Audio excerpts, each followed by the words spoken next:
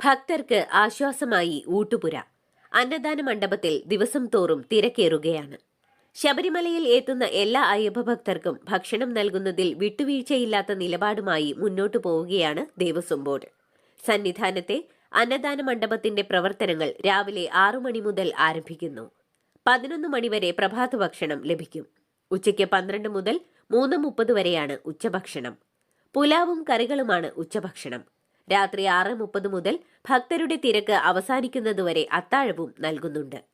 ഒരേ സമയം 1000 പേർക്ക് ഭക്ഷണം കഴിക്കാവുന്ന തരത്തിലാണ് ഊട്ടുപുര ഒരുക്കിയിട്ടുള്ളത്.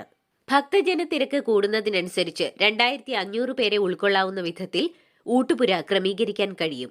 ഭക്ഷണാവശിഷ്ടങ്ങൾ അതാത് സമയത്ത് തന്നെ പവിത്രം ശബരിമലയുടെ വോളണ്ടിയർമാർ ഇൻസിനറേറ്ററിൽ എത്തിക്കുന്നുണ്ട്. 50 സ്ഥിരം സ്റ്റാഫുകളും 200 ദിവസവേതനക്കാരും ചേർന്നാണ് ശബരിമലയിൽ എത്തുന്ന ഭക്തർക്ക് ഭക്ഷണമൊരുക്കുന്നത്.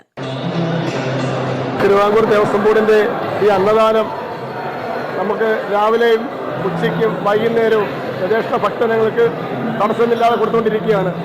രാവിലെ ഉപ്പുമാവ്, കടലക്കറി, ഉച്ചയ്ക്ക് പുലാവ്, അതിൻ്റെ കറി, വൈകുന്നേരം കഞ്ഞിക്കറി, ഇതെല്ലാം കൊടുത്ത് ഏകദേശം ഉച്ചയ്ക്കൊക്കെ ആണെങ്കിൽ നമ്മൾ നട അടച്ച് ഏകദേശം 2-2:30 മണി വരെ നമുക്ക് ഇവിടെ കൊടുക്കാറുണ്ട്. ഇവിടെ വരുന്ന എല്ലാ ഭക്തർക്കും നമ്മളിവിടെ അന്നം കൊടുക്കാറുണ്ട്.